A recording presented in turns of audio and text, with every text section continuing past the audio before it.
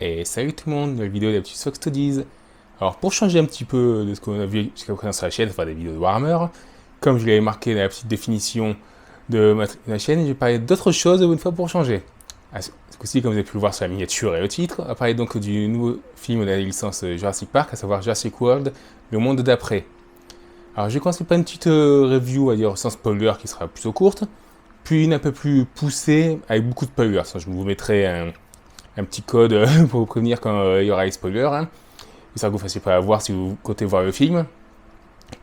Alors, pour parler déjà de la partie sans spoil.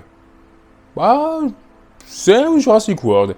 Donc attendez-vous à avoir comme de plutôt beaux effets spéciaux, une musique sympathique, des personnages relativement attachants, mais des fois des sortes de points de scénario un peu particuliers. Hein. Genre, on va dire que ce qui est bizarre, c'est que le point principal de l'histoire, au final, c'est même pas en fait vraiment les dinosaures.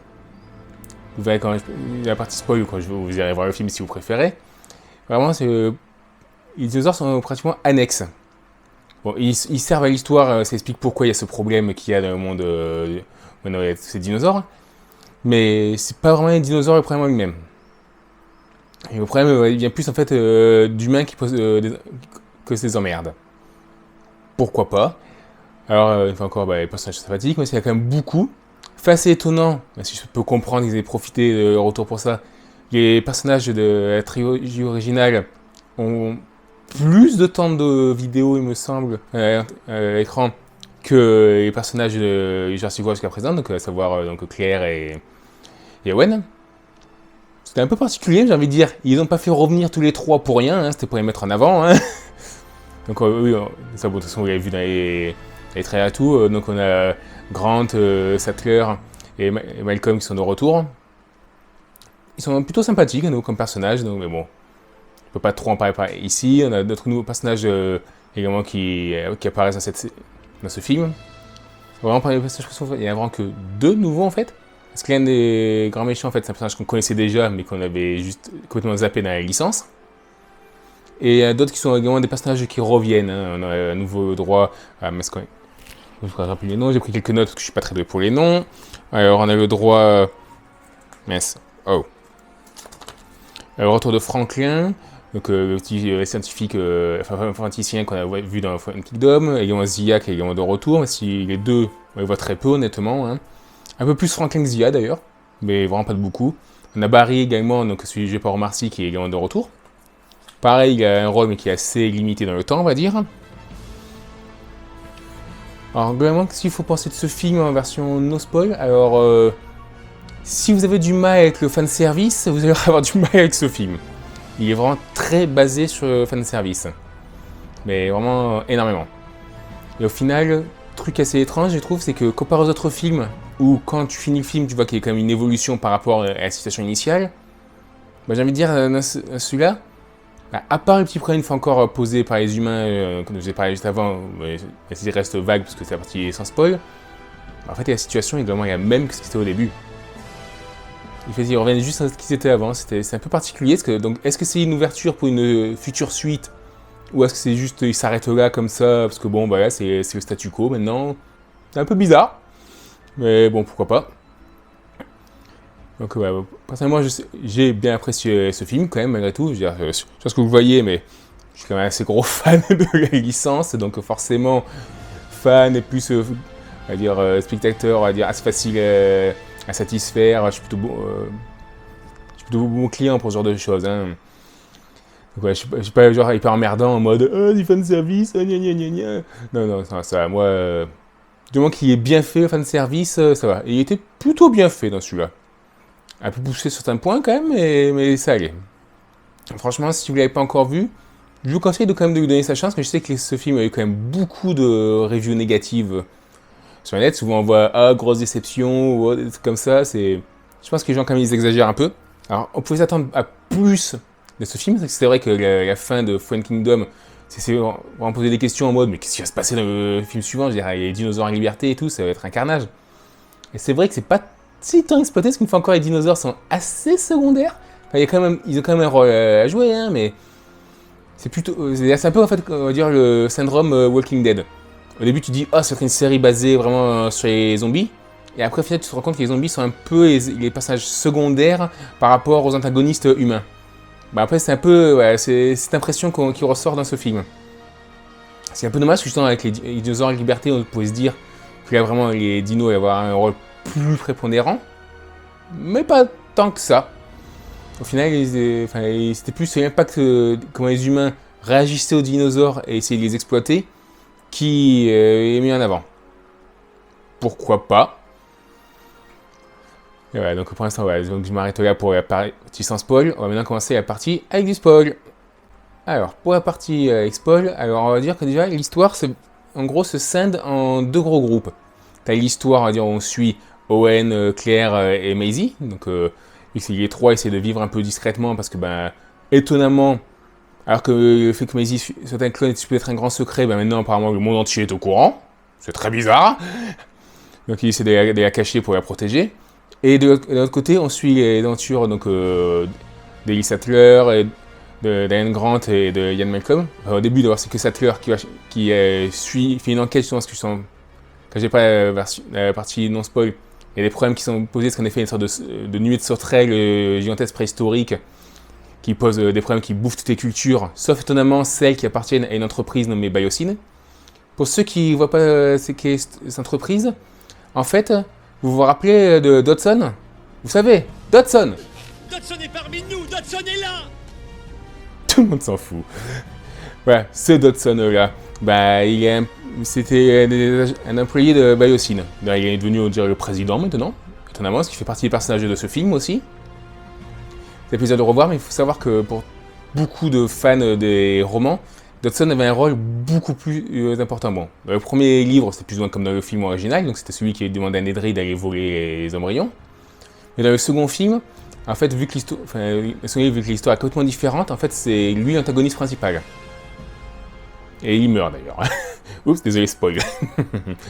Donc voilà, que ça faisait plaisir de revoir ce personnage et Biosyn, qui était quand même pas mal abandonné de la licence principale. Pourquoi pas? Donc on voit que ça, évidemment, c'est Opry, comme d'hab, hein, ça reste Biosyn. Donc Sattler veut trouver une preuve que c'est bien Biosyn qui est derrière ces non-sauterelles, et elle va chercher l'aide de Diane Grant. Et parce que justement, il y a Malcolm qui est chez Biosyn en train de faire des conférences et autres, et il profite de son influence qu'il y a là-bas pour faire venir Grant et Ellie chez Biosyn. Ils ont créé une sorte de grosse réserve qui fait également un centre, on va dire un peu scolaire, un truc comme ça, d'étudiants, où ils gardent plein de dinosaures, parce qu'il y a toute une forêt, il y a les dinos, et un centre sécurisé, où du coup il y a tous les étudiants. Pourquoi pas? Ça c'est un peu, on va dire, les deux branches de l'histoire, donc c'est côté Claire et Owen, côté trio original. Donc ce qui fait que le trio, le duo de Jurassic World va prendre l'action, va se mettre en action, c'est parce que justement, Maisie va se faire enlever, ainsi que d'ailleurs le petit de Blue, parce que oui, Blue est un petit toute seule. C'est confirmé qu'il n'y a pas eu de mal, hein, mais c'est expliqué plus tard dans le film. Et forcément, Maisie et Blue se font enlever, donc il faut partir à la recherche. Pendant ce temps-là, comme je dis, Sattler et Grant qui vont en direction au truc de Biosyn, où ils rencontrent, comment il s'appelle déjà, Ramsey Cole, un nouveau personnage, ou alors c'est peut-être un ancien que j'ai oublié, mais je crois pas. Il y a un gars qui travaille chez Biosyn et qui est apparemment plus ou moins de mèche avec Malcolm. C'est même lui d'ailleurs qui dit à Malcolm au sujet des sauterelles qui est en train de tout défoncer. Donc c'est un nouveau personnage qui est assez sympathique. De l'autre côté, justement, Claire et Owen rencontrent c'est Kayla Watts. Donc c'est braconnière, elle refourgue des dinosaures, tout ce qu'il y a un gros trafic du dinosaure même qui s'est mis en place. Ce qui est pas déconnant, j'ai envie de dire. Imaginez un peu si demain il y a beaucoup d'animaux comme ça hyper exotiques qui arrivaient, forcément il y aurait du braconnage. Donc c'est pas con la façon dont ça a été avancé. On voit même justement une sorte de marché noir du dinosaure. Il faut même des combats de dinosaures, tu vois, je crois que c'est deux petits baryonyx qui sont en train de se battre dedans. Alors même dans ce petit marché noir qui est plus ou moins planqué à l'intérieur, il y a pour des sortes de ghost cache, t'as quand même un carnosaure et un allosaure adulte. Assez impressionnant comme les deux, surtout quand ils sont libérés. justement, c'est pendant ses aventures donc à Malte où il voit ce trafic de dinosaures qui rencontre un nouveau Barry qui va temporairement un peu les aider. Et on revoit un truc qui était un peu une connerie du film précédent, mais qui a quand même été gardé par question de consistance. Le fameux coup du « je te mets un laser, je te fais un bruit pour que des dinosaures attaquent ». Et à la place, ce sont des atrociraptors qui, du coup, suivent ce signal. Donc on a tout le droit à une grosse course-poursuite dans la ville, qu'on voit dans les trailers. Notamment, tu as Owen en moto qui essaie de fuir les raptors et qui va sur une grosse place où justement tu vois l'allosaure et le carnosaure adulte qui sont libérés, qui sont en train de bouffer des gens sur la place. Et c'est assez impressionnant quand même, justement, là où Claire vraiment est sauvée par justement cette Kayla Watts qui à côté a du remords, parce que quand elle faisait son trafic pour embarquer le petit de Blue, elle a également vu que Maisie était enlevée et elle, en tant qu'ancienne militaire, elle dit putain mais merde, mais qu'est-ce que je fous de ma vie, pourquoi j'ai l'impression d'être du mauvais côté, et en profite pour aider Claire et Owen du coup à s'échapper en avion pour aller direction Biosyn, parce que justement elle est au courant de qui a embarqué Maisie, vu qu'ils n'étaient pas totalement sûrs Owen et Claire. Donc en gros tu as donc, maintenant le groupe de Owen et Claire qui sont en direction Biosyn, tu as Alan et Ellie qui rencontrent Malcolm, ils essaient de parler discreto pour pouvoir continuer à faire leur enquête sur toutes les sauterelles. Pourquoi pas? Et justement, c'est là, Malcolm leur donne un bracelet pour voir les labos secrets, où ils sont plus ou moins invités à le faire par justement Ramsey qui fait genre vous savez quoi, je vous laisse 30 minutes tranquille, je vais aller faire d'autres trucs, vous me rejoignez à tel endroit. Vu qu'il était plus besoin de mèches, donc pour qu'il s'assure que Alan et Ellie aillent chercher des échantillons qu'ils voulaient pour les sauterelles pour prouver que c'était bien Biosyn qui était derrière tout ça. Ils arrivent justement à chercher un entrepôt, dans un local, un laboratoire où il y a des princesses sauterelles, et arrivent à avoir un échantillon. En parallèle de ça, il y a quand même beaucoup d'histoires. Tu as donc Maisie qui arrive à Biosyn, qui a été enlevée, et rencontre là-bas Henry Wu, qui est du coup celui qui a fait les sauterelles, mais qui est dégoûté par le fait de l'avoir fait, parce qu'il voit qu'il y a catastrophe que ça. Et il y a pourtant ce personnage dont je parlais du premier film, à savoir Dodson, qui est justement lui le président actuellement de Biosyn, qui est derrière en mode non, il faut pas regretter, il faut aller de l'avant, tout ça, parce que c'est vraiment mis en avant comme étant le grand méchant. Donc il a beaucoup changé en termes de personnage, il est très bizarre. En fait, on a plus une image d'un Steve Jobs quand on le voit que d'un méchant, c'est un peu particulier. Donc, justement, il essaie de convaincre Maisie que, en fait, elle et le petit de Blue sont très particuliers, parce que bon, Blue elle a fait son petit grâce à une sorte apparemment de gène, de variante, comme ça qui lui permet de faire des petits seuls, mais qui sont du coup plus des sortes de clones que de vrais enfants. Et elle, Maisie est en mode ah oui c'est vrai, moi je suis qu'un clone et tout, et c'est là où tu apprends que Charlotte Lockwood, donc celle dont elle est apparemment le clone, est en fait sa mère. En fait, elle fait une sorte de clone d'elle-même, mais qu'elle a quand même porté pendant 9 mois. Et par la suite, vu qu'elle avait appris qu'elle avait une grave maladie qu'elle a tuée, d'où la mort de Charlotte Lockwood, elle a modifié l'ADN de Maisie pour qu'elle puisse survivre malgré tout à ça, faisant d'elle vraiment sa propre personne. Et justement, c'est les particularités génétiques qu'il y a aussi bien chez le petit de Blue que chez Maisie. Selon Wu, ce serait un moyen intéressant pour pouvoir trouver un moyen de buter toutes les sauterelles. Il y a justement son cas de conscience par rapport à ça, ainsi que de trouver beaucoup de moyens pour guérir des maladies.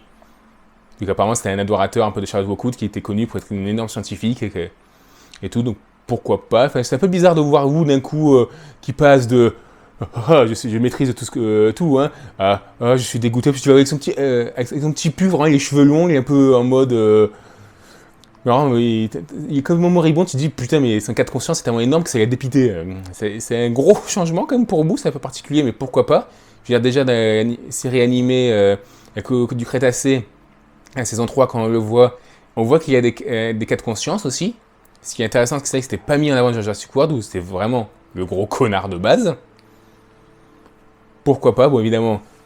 Maisie décide de s'échapper, donc elle libère le petit de Blue qui fout le bordel, et c'est évidemment là où elle rencontre Alan Grant et Ellie Sattler. Du coup, ils arrivent à s'échapper grâce à Ramsey, qui les fait partir dans un tunnel via une sorte de tram. En parallèle, donc tu as Owen, Claire et Kayla qui arrivent. Sauf qu'évidemment, chez Biosyn, ils sont au courant que Kayla est remise de travers et qu'elle est en train d'amener Owen et Claire, donc ils enlèvent un système défensif qui normalement fait que dans cette zone, les animaux volants ne peuvent pas voler au-dessus d'une certaine altitude. Du coup, vu qu'ils enlèvent ça, t'as un énorme comment ça s'appelle Quetzalcoatlus. Faut le sortir celui-là. Qui défonce l'avion. Du coup, t'as Claire qui est éjectée. T'as les deux autres qui se crachent. Là, on a droit d'ailleurs à la seule en fait, remarque montrant que la fameuse Kayla est lesbienne. Parce que vous savez que ça a été quelque chose qui a été mis en avant. Le premier personnage LGBT de la série. Ça avait fait une sorte de drama, j'ai pas trop compris pourquoi. Surtout que là, en plus, la seule référence fait qu'elle soit lesbienne. C'est une petite phrase dans la balance à Owen. Que on lui dit ah, vous l'aimez vraiment beaucoup. Hein, et après, de renchérir. Vous savez, ouais, moi aussi j'aime bien les blondes. Enfin, j'aime bien les rousses. Bah, c'est le seul côté personnage lesbienne du personnage. Le fait qu'elle dit aimer les rousses. Ça valait vraiment le fait de faire un drama pour ça. J'ai pas compris. Honnêtement, là, c'était un peu particulier. Donc, bon, il y a ce crash. Ils arrivent à survivre au crash, évidemment. Donc, une petite scène où t'as Claire qui doit se sortir de la jungle parce qu'elle est confrontée à un Therizinosaurus, une sorte de gros herbivore avec des putains de griffes. Ça faisait longtemps qu'on voyait dans les jeux, vous savez, vous faites des petits parcs Jurassic Park. Hein. Mais c'est vrai qu'il n'avait jamais eu droit à sa apparition sur grand écran. C'est très plaisir de le voir parce qu'il pète la classe, ce dinosaure. Donc, elle arrive à s'échapper sans trop de soucis. Claire et Kayla, quand ils essaient de sortir de l'avion, ils sont attaqués par un Pyroraptor, ils appellent ça. C'est bizarre, c'est un nom lié au feu, mais le truc, il nage sous la glace. Il y a un truc de glace, il passe sous l'eau et il traque comme ça. Aquaraptor, peut-être. C'est particulier, mais pourquoi pas. Donc les événements s'enchaînent. Et forcément, Owen et Kayla vont essayer de sauver Claire, qui du coup c'est seul dans la jungle. C'est là où ils croisent le T-Rex et le Giganotosaurus pour la première fois. Alors, les deux se chamaillent un petit peu, mais ils se séparent vite fait. Là, pour l'instant, il n'y a pas de souci. Alors qu'ils se battront à mort par la suite, ce qui est très bizarre. Pourquoi ils sont juste ils ont juste grignoté un petit peu et qu'après ils vont se combattre à mort, c'est vraiment très étrange, mais bon, pourquoi pas. Claire est sauvée au dernier moment par Owen, parce que du coup elle se fait attaquer par des dilophosaures. Alors qu'elle est en train d'attendre qu'il y ait une sueur d'échelle qui descende pour accéder à un point d'observation un peu protégé. Et c'est marrant, si tu vois le dilophosaure qui est sur le point de cracher, t'as Owen qui lui chope la gueule, donc t'as plein de son venin noir là, qui se met dans la gueule, c'est assez bien foutu le truc. C'est bizarre que du coup le tatane, t'as le dilophosaure qui se barre et ses autres potes dilophosaures qui se barrent aussi. Owen le Tchad, quand j'ai envie de dire à ce niveau-là, c'est Owen. Hein. C'est quand même un gars qui roule en moto dans une jungle accompagné par des vélociraptors. À quoi vous attendez? Bon, c'est pas plus con que la scène du roman quand Sarah, dans le monde perdu, poursuit un raptor sur une moto en ayant la fille de Malcolm avec un fusil tranquillisant qui va essayer d'endormir le raptor parce qu'il y a une clé lui permettant d'ouvrir une cage dans laquelle il est enfermé un de leurs potes. C'est pas plus con que ça. Mais bon, pourquoi pas. Donc, par la suite, on voit que Malcolm se fait repérer pour avoir aidé les autres. Donc, il arrive à sortir avec une Jeep pour essayer de récupérer Alan, Maisie et Ellie grâce à Ramsey. Évidemment, sur le chemin, pendant qu'ils sont en train de partir, ils ont réussi à les sauver. D'ailleurs, justement, on a vu des Dimitrodons aussi. Première apparition dans un film. Ça fait plaisir à voir, toujours. Donson, voyant qu'il est sur le point d'être démasqué, il décide de cramer les sauterelles qu'il y a dans son laboratoire. Évidemment, elles arrivent à s'échapper. Il y a beaucoup qui, étant en flammes, tombent dans la jungle. Ça fout une sorte de petit incendie dans les environs. T'as Malcolm qui a un accident de voiture, du coup, avec ça, avec tout le monde dedans.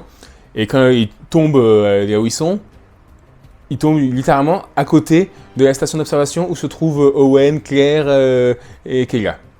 Quelle grosse chance quand même. Après celui-là, on a une petite scène avec le Giganotosaurus qui est assez impressionnante quand même, parce que c'est quand même une grosse bête le truc. Mais une fois encore, le Tchad Owen, au bout d'un moment, on le voit poignarder le Giganotosaurus sur le museau, c'est assez impressionnant. Et Kayla lui foutre un coup de taser dans l'œil, ce qui lui fait partir. C'était assez sympa comme scène, franchement, surtout avec les de nuit, avec toutes les sauterelles flammées qui tombent, les flammes au loin et tout. Franchement, la scène était franchement bien foutue. J'ai vraiment apprécié ce genre de choses. D'ailleurs, marrant, quand Giganotosaurus approche, au début, j'entends juste les pas. Et évidemment, Owen et Grant ont le même réflexe. Personne ne bouge. Alors c'est tendance que ce soit le T-Rex qui arrive, mais c'est pas le T-Rex. Donc rester immobile ne sert à rien. Voyant que tout est en flamme, il décide d'évacuer tout le monde et de faire, parce qu'ils font rentrer en fait les dinosaures dans le local où il y a justement normalement les gens. Ce qui est un peu con, parce que du coup il y a 2 super prédateurs, le T-Rex et le Giganotosaurus, ils vont mettre ça au milieu de tous les autres dinos. Pourquoi pas? Pendant qu'il essaie de s'échapper, Dawson, ce qui est marrant, on le voit qu'il récupère la bombe à raser, vous savez, où il y avait normalement les embryons que Nedry devait ramener. Mais apparemment il a réussi à la retrouver. Ce qui cancelle la canonicité du film Jurassic Park, enfin du jeu Jurassic Park qui avait eu par Telltale, je crois, ça c'est le nom. Parce que justement, cette bombe à raser était normalement détruite dans ce jeu. Là, elle est toujours présente, pourquoi pas. Et pendant son échappatoire, évidemment, le truc par lequel il s'échappait, il tombe en panne. Et quand il essaie de sortir de son truc, il est emmerdé par les dilophosaures. Et quand il rentre dans le tramway qui était tombé en panne, il se bouffait par les dilophosaures. Voilà, décidément, il a subi le même sort que Nedry, le pauvre. Donc évidemment, on a droit à quelques autres scènes très nostalgiques du genre. Ellie Sattler qui se trouve à devoir réactiver le courant à certains endroits pour qu'il puisse enfin s'échapper. Parce que sans ça, en fait, le système qui empêchait les dinosaures de voler trop haut, il n'était pas activé. Donc ils avaient besoin de réactiver ça grâce à ça. Donc forcément, ils ont joué sa nostalgie là-dessus. T'as un lien qui se crée entre Maisie et le petit de Blue. Au milieu, pourquoi pas, c'est vrai qu'elle prend beaucoup de Owen dans le film, et donc forcément, la façon dont Owen a un lien avec Blue, elle a un lien avec le petit de Blue, surnommé Beta. On notera d'ailleurs que Blue est quasiment absente du film. Dès l'instant où petit de Blue et Maisie se font enlever, t'as Owen qui lui dit « Non, c'est bon, t'inquiète, on va chercher ton petit ». Et par la suite, on voit plus Blue. On revoit qu'à la fin, quand ils reviennent chez eux. C'est très particulier. Vu qu'elle était omniprésente justement dans Jurassic World et Jurassic World 2. Donc forcément, comme il dit, ils doivent s'échapper, donc ils arrivent à réactiver le truc, ils vont donc partir en hélicoptère, vu que Kayla, décidément, elle sait à peu près tout piloter apparemment, vu qu'elle était dans l'Air Force, pourquoi pas. Et elle décide de se poser en plein milieu de la place principale. Et évidemment là, le T-Rex arrive, ainsi que le Giganotosaurus, qui se foutent sur la gueule. À la façon de Jurassic World, prenez du nom, vu qu'ils n'ont pas été très inspirés pour le coup. Rexy est sur le point de se faire défoncer, quand justement t'as Kayla qui balance une sorte de fusée détresse. Donc t'as le Giganotosaurus qui regarde dans la direction de la fusée, et il voit le Terry machin chose, le truc avec les griffes quoi. Il commence à se bagarrer un petit peu avec lui. T'as Rexy qui se réveille, et forcément les deux se mettent à combattre Giganotosaurus, c'est très sommaire. L'autre il sait pas où regarder, t'as le gars avec les griffes, il griffe un petit peu Giganotosaurus. Quand l'autre il se retourne par rapport au gars avec les griffes, t'as le T-Rex qui lui donne un gros coup pour faire tomber Giganotosaurus sur les griffes du Terry machin, et le Giganotosaurus est mort. Ça a été pour le moins expéditif. Ça pour le coup, donc ils arrivent à s'échapper, ils arrivent à prendre au monde entier que Sin était derrière le truc des sauterelles. T'as Wu qui a survécu, vu qu'ils l'ont embarqué avec eux, qui a réussi justement grâce à Maisie et au petit de Blue à trouver une solution pour justement défoncer les sauterelles. Ellie et Grant finissent ensemble, parce que oui, j'ai oublié de le dire, Ellie apparemment divorcée d'avec, je crois que c'était Mark son nom, le gars qui a été dans le 3. Et là, il y a un petit truc où tu vois quand même qu'ils sont un peu attirés à un autre, mais ils n'osent pas vraiment se mettre en avant. Et à la fin, ils finissent par s'embrasser et vraiment décider de se mettre ensemble. Why not? Malcolm devient encore plus une célébrité, parce qu'il a participé à dénoncer tout ça. Pareil pour Ramsey qui a aussi survécu, qui est avec eux. Pourquoi pas? Donc ça se finit par Owen et Claire ici qui rentrent chez eux avec le petit de Blue. Il est présent et elle ramène à Blue, donc Blue est plutôt contente. Quand les deux, Blue et son petit sont en train de partir, tu vois le petit de Blue qui se retourne, qui regarde Maisie, on voit encore le lien qui s'est créé. Et quand tu penses Owen et Claire et Maisie sont sur le point de repartir, tu vois que Blue revient légèrement pour regarder un petit peu à nouveau Owen, en mode merci gars, et elle repart. Du coup, en fait, tu vois qu'ils sont plus ou moins revenus en fait, au point de départ, parce qu'à part le cas des sauterelles et de Biosyn, ils seront vraiment comme les situations étaient au début du film. C'est très particulier. Après, on a une petite vidéo de donc, Charlotte Lockwood, avec la mère du coup de Maisie, qui expliquait déjà à son temps qu'en fait, il allait falloir que les différentes créatures apprennent à vivre en harmonie et tout. Là, t'as des sortes de plans un peu what the fuck. Je veux dire, tu as des chevaux qui courent à côté de Parasaurolophus, particulier, mais encore pourquoi pas. Tu as des ptérodactyles à côté de canards, ils s'envolent tous ensemble. J'ai pas sûr que le ptérodactyle boufferait le canard, mais bon, pourquoi pas. Et plus choquant encore, tu vois le mosasaure qui nage à côté de baleines sans les attaquer. J'ai presque sûr qu'il bouffe au moins 2 baleines par petit-déj, le mosasaure, mais bon. Donc c'était un peu particulier cette morale, comme ça. Je comprends, tu vois, c'est basé sur le trip écolo de Jurassic Park depuis le début, qu'il faut faire attention avec ça, qu'il faut que la vie trouve son chemin et tout. Ce qui est très différent des romans, hein, je vous invite vraiment à les voir. Hein. Donc au final, j'ai quand même apprécié le film, parce qu'il y a eu pas mal d'action, beaucoup d'humour, les personnages, une fois encore, étaient tous très intéressants. Ça faisait plaisir de voir enfin Biosyn et Dodson être remis en avant. Franchement, il y avait un truc assez sympa comme dans ce film. Bon, énormément de nostalgie dedans, hein, parce qu'il a été fait pour. Hein, c'est un peu comme quand une nostalgie de Star Wars est sortie. Ils jouaient que sur ça, ben là, ils ont beaucoup joué aussi là-dessus dans ce film. Mais en mieux, quand même, je trouve. Le truc que je me dis maintenant, et maintenant, justement, quoi d'autre? Est-ce qu'il va y avoir une suite? Parce qu'une fois encore, ils sont au final juste revenus au point de départ. Donc en fait, ils se retrouvent plus ou moins dans la situation qu'on était à la fin de Fallen Kingdom. Juste Biosyn en moins. Est-ce que donc il y aura une suite? Est-ce que ça va plutôt se finir tout ça avec la saison 5 de Écolo Crétacé? Mais quand on voit les premiers trailers, ça a l'air de se passer malgré tout avant les événements de monde d'après. Donc je pense pas que ça se finira là-dedans, à moins qu'il y ait une grosse éclipse dans cette série pour continuer plus loin, c'est un peu bizarre, je sais pas. Donc j'imagine qu'il y aura sans doute une suite, ça serait le plus logique au vu de la situation, parce qu'au final, encore le scénario n'a pas avancé, à part le cas Biosyn et Sauterelle, on est au point de départ. Ah oui, étonnamment, à la fin, on voit de nouveaux T-Rex, c'est-à-dire tu vois, Rexy et 2 autres T-Rex. Alors qu'il n'y avait que Rexy dans le film dans l'enclos. C'est très particulier.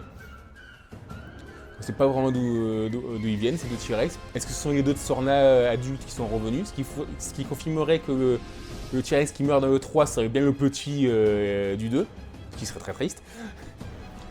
Donc voilà, je ne sais pas quoi attendre par la suite. En tant que fan, bah évidemment j'attends un nouveau film, tant qu'à faire. Je suis bon client, hein. Moi je vois un nouveau film Jurassic Park, c'est ta gueule et prends mon argent. Hein. C'est comme ça. Donc voilà, donc il y a encore des trucs un peu bizarres, des sortes de revirements comme je dis pour Wu, qui d'un coup a des cas de conscience, il fait qu'il devient gentil. Maisie qui était inconnu au bataillon, mais qui d'un coup est reconnu à travers le monde entier comme étant un clone de la fille de Benjamin Lockwood. C'est très particulier comme certains trucs comme ça. Encore le fait d'avoir réutilisé à nouveau le coup, d'avoir un plus gros dino, que Rexy est à moitié morte, et qui se fait sauver par un autre dinosaure. Ça commence un peu à se répéter, là. Innover. Je comprends qu'ils veulent pas tuer Rexy, parce que bon, la dernière fois qu'un T-Rex a eu la nuque brisée, bah, la licence est morte pendant 15 ans à peu près. Donc je comprends qu'ils veulent pas faire ça. Mais essayez d'innover, genre, hein. Ils auraient pu mettre un autre T-Rex plutôt que Rexy, ils auraient pu mettre un T-Rex de Sorna et le faire tuer, éventuellement, hein, pourquoi pas. Avec éventuellement le Therizinosaurus qui deviendrait du coup le héros du film plutôt que Rexy, ça aurait pu changer, ça aurait été un peu innovant, mais c'est qu'ils ils auraient pu faire mieux. Parce qu'une fois encore, l'histoire n'a quasiment pas évolué, il y a eu beaucoup de trucs qui ont été répétés, comme une fois le combat final contre le gros dino. Mais malgré tout, ça restait, je trouvais, un bon moment. Mais une fois encore, je suis plutôt bon client comme gars, surtout quand c'est une saga comme Jurassic Park que j'aime beaucoup. Donc, voilà. Je vous conseille tout de même d'aller le voir, de préférence. Aussi, allez voir les romans. Ils sont comme très différents des films, surtout le second roman qui a globalement rien à voir après le fait d'être situé sur le site B. Hein. À part ça, il n'y a quasiment rien à voir. Mais c'est 2 approches très intéressantes de l'univers Jurassic Park. Franchement, si vous n'avez pas vu, allez vous chercher les versions de poche, honnêtement, pour même pas 10 balles, vous allez avoir des romans. Hein. Franchement, ils valent le coup. Et peut-être que vous comprendrez mieux du coup Jurassic World, parce que moi je ferai, je pense, des reviews de Jurassic World et Fallen Kingdom, justement par rapport à la rapproche que beaucoup de personnes avaient critiqué ces films, en disant ouais, jamais Crichton il aurait fait ces films et tout, sauf qu'en fait beaucoup d'éléments que les gens n'ont pas aimé, j'ai remarqué dans ces films, sont des éléments qui viennent des romans. Par exemple le coup de Indominus Rex qui devient invisible. Ça se voit des romans de Crichton. Dans le premier livre, t'as un raptor juvénile qui est capable de le faire, et dans le second, t'as littéralement 2 carnosaures qui le font. Avec une scène assez angoissante d'ailleurs concernant ces deux-là. Ils sont vraiment excellents, les romans, je vous conseille d'aller les voir. Enfin, les lire du coup. Donc voilà, bah, franchement, moi une fois encore, ça a été une bonne expérience voir ça au cinéma. Dès qu'il sort un DVD, j'y l'achète, ça c'est sûr. Donc on va voir ce que ça va donner. Hein. J'espère vraiment qu'il y aura une suite, qu'on va pas s'arrêter là sur un statu quo qui au final est globalement ce qu'on avait dans le dernier film, ce qui au final rendrait ce film globalement inutile. Ça serait très particulier. Si c'est encore, ce n'est qu'une étape, le temps qu'il y ait quelque chose qui arrive après et qui conclut la série, ben ok. Si ça s'arrête là comme ça, ben c'est un bon divertissement, mais c'est un peu en fait le film qui sert à rien. C'est un peu bizarre. Pourquoi pas. Donc voilà, donc n'hésitez vraiment à le voir. Et en attendant, ben, portez-vous bien. Et à la prochaine. Ciao.